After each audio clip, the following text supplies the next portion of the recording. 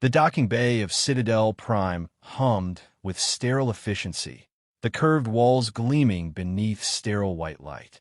Order was the Empire's religion, and this was its cathedral. Soldiers of every known species moved in unison, armor clinking like whispers of conquest. The arrival of a human was unexpected, not because he was late, but because of how unimpressive he looked. He stepped off the shuttle in dusty combat boots, faded green fatigues, and a canvas duffel over one shoulder. He wasn't towering like the Jorok or plated like the Zenthari. No ornate medals gleamed on his chest. Just a simple patch, Sergeant J. Raine, UNMC. Which one's the human? Captain Veltrax sneered, his scaled snout curling. The towering Zarnian officer had expected something more imposing from the species that Earth's diplomats claimed could punch above its weight.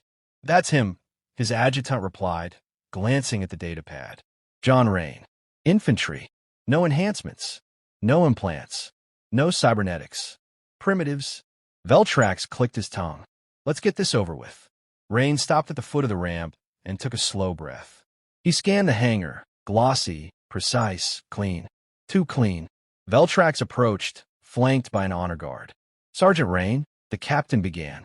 On behalf of the Galactic Empire, I welcome you to Citadel Prime. Your assignment is to the 72nd Interspecies Tactical Unit under my command. You will observe proper protocol and contribute within your physical limits. Raine nodded once. Understood. No salute. No pomp. Just a voice like gravel in winter. Veltrax narrowed his eyes. We run a disciplined operation, human. Any deviation from protocol will be reported. Copy that, Raine said. You got a map? The barracks were a domed structure of alloy and transparent steel. Raine's room was barely larger than a prison cell. Efficient, sterile, identical to every other species' quarters. He dropped his duffel, sat on the edge of the bunk, and pulled out a small black box. Inside was a worn photograph, for soldiers, laughing around a campfire, faces dust-streaked and smiling. Only one of them still lived. He placed the photo on the metal shelf and stared at it in silence. Orientation was worse than basic. The Imperial instructors, an insectoid named Tick and a four-eyed strategist from Culver, cycled through slide after slide of doctrinal battlefield layouts, sensor net usage, and laser targeting alignments. Everything was precise, everything was clean. Battles, to them, were equations. Raine didn't speak. He just listened, arms crossed, expression unreadable. During simulation drills, he noticed the patterns immediately. Every alien squad moved like a choreographed dance. Perfect arcs, sweeping formations, and predictably programmed aggression. In the final exercise, his team was killed in under 3 minutes. Veltrax, observing from the tower, looked unsurprised. Later, in the debrief, the captain addressed the room. The failure of this exercise reflects your inability to adapt to new scenarios. Discipline is vital. There is no room for chaos in warfare. Permission to speak, sir, Raine said. Veltrax turned. Granted. You fight like a chessboard, Raine said evenly. Looks good on a holomap, but it breaks the second someone flips the table. Murmurs rippled through the recruits. Veltrax's jaw tightened. And what, he asked coldly, does Earth recommend instead? War is ugly, Raine replied. You win by being uglier. You fight in dirt, blood, and smoke. And you win by making sure the other guy's rules don't matter anymore. The silence afterward was heavy. Tick twitched nervously. Veltrax simply said, dismissed. That night, Raine cleaned his gear by hand. No auto servos, no synthetic cloths, just a rag, a bottle of oil, and time. The same way he'd done on Earth. From outside, one of the alien cadets, young, wide-eyed, watched through the window. Raine didn't look up. He didn't care what they thought. He was here to serve. Let them think he was a relic. They hadn't seen him in battle yet. The transport ship thundered through the void, streaking toward the outer rim world of Kael'vas, a jungle planet recently overrun by insurgent cyborgs, known as the Varnax Raiders. Sergeant John Raine sat silently among his squad. The dropship rattled as it cut through atmospheric interference. Around him, Alien soldiers double-checked plasma rifles and calibrated armor seals. No one spoke to him. He didn't mind. Captain Veltrax stood at the front of the hold, addressing the unit. Varnak's forces have seized Outpost Theta. Our objective: retake the facility and secure the uplink relay. Expect resistance, scattered, uncoordinated. Standard containment protocols apply. Minimal force. Veltrax cast a sideways glance at Raine. Do not deviate from formation. Raine said nothing. The light above the hatch turned green. Drop in 5. The jungle was thick and wet. Acidic rain sizzled on armor plates. Visibility dropped to 20 meters.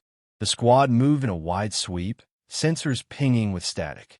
They found the first bodies within minutes.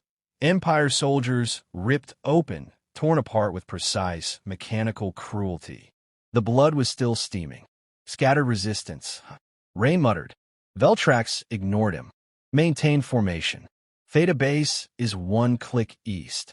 As they approached the ridge, motion signatures blinked on the scanner. Dozens, maybe more. Then all hell broke loose. Explosions lit the tree line. Plasma bolts hissed through the underbrush. Varnak's cyborgs swarmed out, moving like spiders, cloaked in adaptive camouflage and armed with crude but deadly kinetic cannons. The alien squad broke rank instantly. Confusion. Screams. Someone shouted for retreat. Veltrax yelled, regroup. By the book. Raine watched the chaos unfold, then disappeared into the trees. He moved like smoke through the jungle, boots silent in the muck. He looped wide, flanking the enemy. As the Varnaks pushed forward toward the broken Empire line, Raine crept in from behind. He opened his duffel. Inside wasn't standard issue gear. It was Earth-made, illegal probably. A matte black carbine. 2 knives. One with a serrated edge, the other monomolecular. He pulled a matte gray canister and lobbed it forward. A soft thump. Then the jungle screamed. The EMP burst dropped 3 Varnaks dead on the spot, their systems overloaded. Raine burst through the smoke, blade flashing, carbine barking in short, controlled bursts. A Varnak's turned, too late. He drove the knife into the side of its head and fired point-blank into another's chest. He didn't fight clean. He fought to win. Back at the line, Veltrax's unit was being overrun. Screams filled the comms, static blaring. The captain stumbled behind cover, his leg burned through. Suddenly, silence. Then, a single human voice over comms. Sector's clear. You're welcome. Veltrax blinked. Who? John Raine emerged from the tree line. Armor streaked in black oil and blood. Behind him, the Varnak's ambushers lay in heaps. 30, maybe 40 bodies. Most have been killed up close. Perimeter secure, Raine said. Relay uplink is intact. Veltrax stared at him. You disobeyed orders. I followed instincts, Raine replied. Yours got everyone killed. The captain opened his mouth, but said nothing. The debrief was short and uncomfortable. A junior officer from command arrived, reviewing combat logs from drone recon. His eyes widened. Sergeant Raine, your confirmed tally from the engagement stands at 96 kills. Raine was cleaning his rifle, nonchalant. Give or take. That's more than the rest of the unit combined. Didn't have time to count. Veltrax stood stiffly nearby, arms crossed. He used unauthorized methods. EMPs, kinetic weapons, rogue tactics. He also saved your entire unit, sir. The officer cut in. Silence. Finally, Veltrax growled, human barbarism. No discipline. No illusions, Raine replied, slapping a fresh mag into his carbine. Discipline didn't save your men. Adaptation did. He looked around the room, locking eyes with each alien soldier, many of whom couldn't meet his gaze. I didn't come here to impress you, he said. I came to survive. Then he walked out, leaving behind more questions than answers. Citadel Prime's command hall was not a place for low-ranking soldiers. Constructed from polished obsidian and wrapped in layers of sensor-shielded alloy, it was the Empire's nerve center, where admirals, warlords, and strategists dictated the tides of galactic war. Yet today, a lone human stood before them, arms folded behind his back, boots planted firm. Sergeant John Raine had been summoned. Seated above him on a tiered platform, a semicircle of Empire elite studied him with thinly veiled unease. Holographic nameplates flickered with titles: Fleetmaster D'More, High Strategist Gelinor, Overseer Thrask, and others whose names Raine didn't bother to remember. The center chair was occupied by Admiral Keth Zyrak, a veteran of 100 campaigns. He looked down at Raine like one might study a creature in a cage. "You deviated from protocol," Zyrak said. "You ignored command structure. You used primitive and unsanctioned tactics. Yet you succeeded." Raine didn't speak. Zyrak leaned forward. "Explain yourself, human." Raine's voice was flat. "They were dying. Your protocols don't work against chaos. I've seen chaos. I know how to kill it." A silence fell over the room. One of the strategists, Gelinor, a four-eyed Calveran, gestured toward a hovering display drone. "Run his service record," he said. The room dimmed slightly as a large blue hollow projected into the air. The timeline flickered to life. Combat reports, mission logs, debrief transcripts. The audience leaned forward. A voice read out, monotone and precise. "Service history, United Nations Marine Corps. 14 deployments. 3 planetary conflicts. 1 orbital boarding campaign. 9 Black Ops incursions. Confirmed kills, 2,137. The room went utterly still.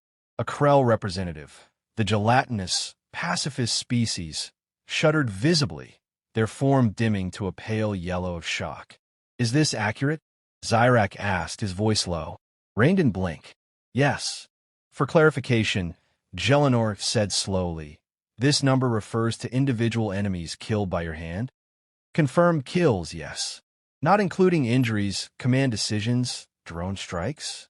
"No, just what I saw die." One of the generals scoffed. "That's not a soldier.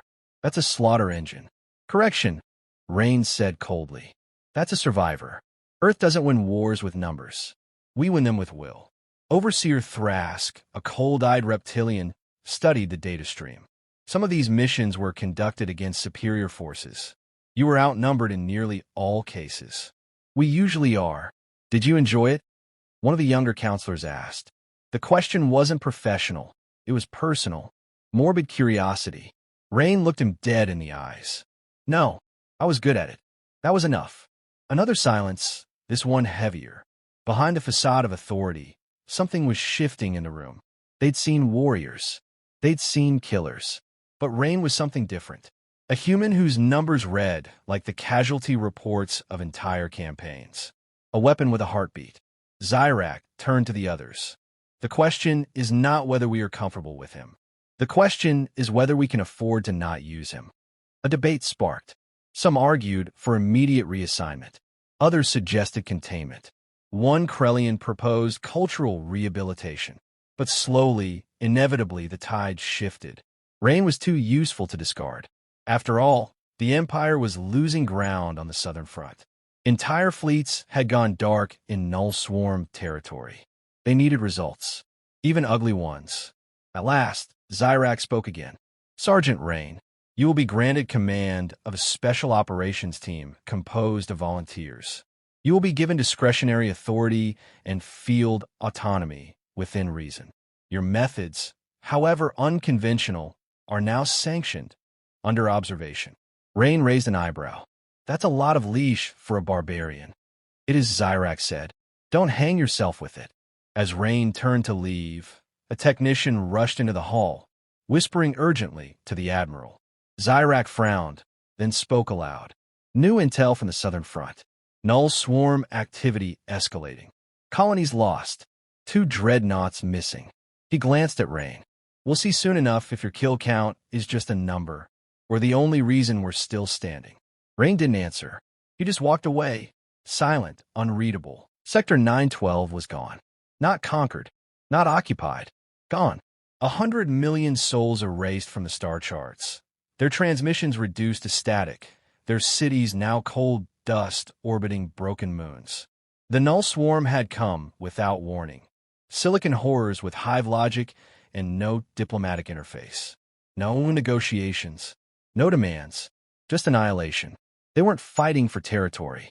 They were purging life itself. The Galactic Empire had sent 3 fleets. Only debris had returned. Now, the Empire's last option stood in a grim hangar on a retrofitted dreadnought, fitting a battered rifle with tungsten slugs. Sergeant John Raine was silent as his new squad gathered. His team wasn't drawn from elite ranks. They were the cast-offs, dishonored officers, ex-mercenaries, and a former assassin whose species wasn't even supposed to exist. The Empire had labeled them high-risk assets. Raine called them useful. They called themselves Helpak.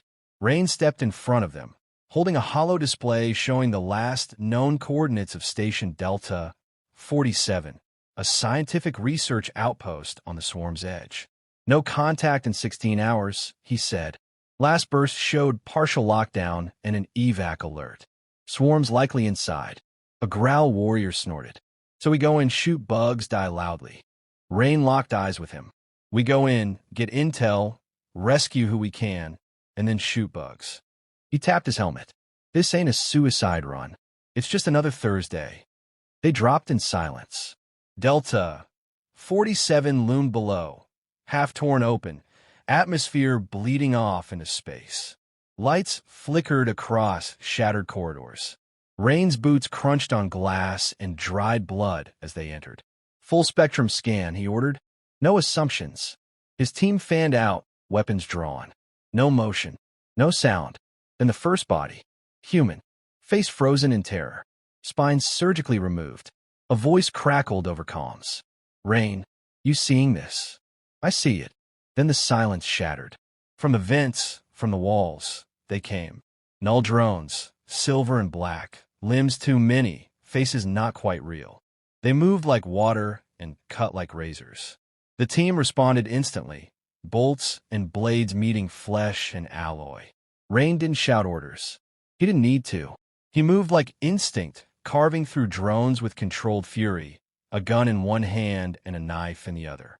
When the swarm leapt at him, too fast, too jagged, he rolled low, slashed at midair, and emptied 2 rounds into its brain cluster before it hit the floor. The others watched him, not with awe, but certainty. He wasn't lucky. He was inevitable. They reached the core terminal with 5 left standing. Raine activated the backup data drive and scanned the logs. A scientist's last words flickered into view.